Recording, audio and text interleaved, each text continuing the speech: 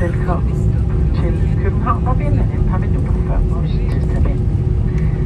Og af sikkerhedsmæssige hensyn, der med vi vil holde sikkerhedsbæltet fastspændt, holde stoleryggen og bordet i lodret position, samt flugtveje fri for håndbagage, indtil skiltet sikkerhedsbæltet er slukket. Og vær forsigtig, når I åbner for bagagehylden, så bagagen ikke falder. Og inden I forlader flyet, skal I mindst kontrollere, at I ikke har efterladt nogen personlige ejendele om bord.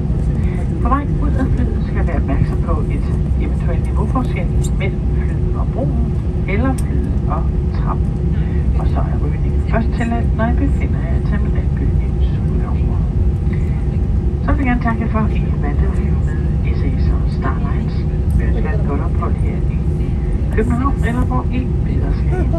Og så ser vi frem til snart at kunne byde jer velkommen her hos os i SAS igen. Og indtil da siger vi tak for nu og hensyn. Ladies and gentlemen, welcome to Copenhagen, where we met a few minutes ahead of scheduled arriving time. For safety reasons, please keep the seatbelt fastened, keep seat back table upright, and escape loose free from cabin baggage until the seatbelt sign has been switched off.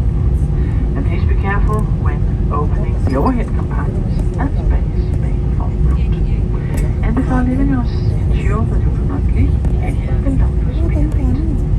When disembarking, beware of the difference in the level between the aircraft and the jetbridge or the stairs. And that smoking is only permitted in the designated smoking areas. We hope you have enjoyed this flight with SAS and Starlines. And until next time, and from all of us at SAS, thank you, and we look forward to seeing you on board soon again.